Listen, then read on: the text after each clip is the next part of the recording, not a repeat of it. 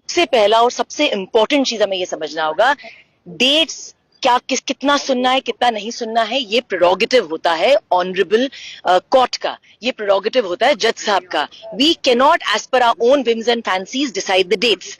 मगर आज क्या हुआ कोर्ट में ये मैं आपको बता देती हूँ।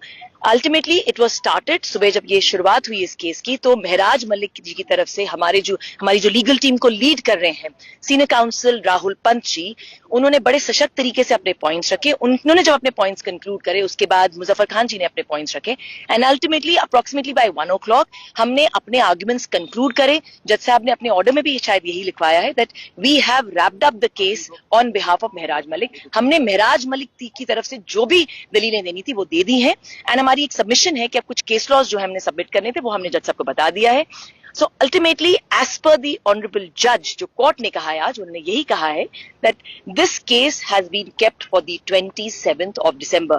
काफी लोग हमें पूछते हैं कि केस क्यों खिंच रहा है। देखिए, मैं बार बार यही बोलती हूँ, this matter has to be decided by the honorable court। हमारा काम है बड़े सशक्त तरीके से, बड़ी क्लैरिटी के साथ सबमिशंस रखना कोर्ट में। Ultimately it is the prerogative of the जज एंड माननीय अदालत ने 27 दिसंबर की अगली डेट रखी है। क्या 27 की डेट पड़ी है तो उसके बाद 1 तारीख को वेकेशंस पड़ने वाली है 15 तक, क्या लगता है उसके आगे जाएगा केस? देखिए, I think we should handle one day at a time, one step at a time.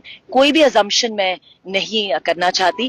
क्या होगा 27 को ही पता चलेगा। बट अल्टीमेटली ये जरूर कहती हूँ कि 27 को अब हमारी तरफ से महराज मलिक जी की लीगल टीम की तरफ से कोई सबमिशन नहीं होगी। ऑफकोर्स रिबटल अगर होगा तो of course we are going to rebut, और हमने कुछ केस लॉ के जो सबमिशन है, एक बंडल है, वो हमने माननीय अदालत को सौंपना है, दैट्स ऑल। और उसके बाद दूसरी साइड जो है अपना बेसिकली 27 को दूसरी साइड ही, स्टेट ही अपनी साइड रखेगी, अपना कंटेंशंस रखेगी। 27 दिसंबर को क्या महराज मलिक को यहाँ पे पेश किया जाएगा हाई कोर्ट?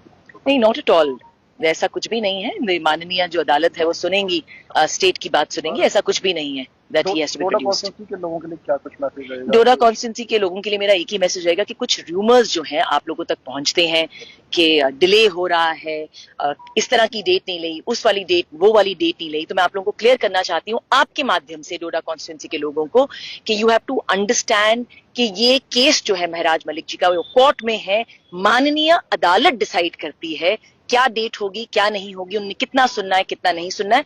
मगर आप हमेशा से पॉजिटिव रहें और आगे भी पॉजिटिव रहें। बहुत अच्छे तरीके से, बेहतरीन तरीके से महराज मलिक जी की लीगल टीम को लीड किया राहुल पंत जी ने। उन्होंने अपने आर्ग्यूमेंट्स आज रखे और बाकी सबमिशंस मुजफ्फर खान जी ने रखी एंड कंक्लूडिंग जो एक आर्ग्यूमेंट था वो एडवोकेट शेख शकील अहमद जी ने भी रखा।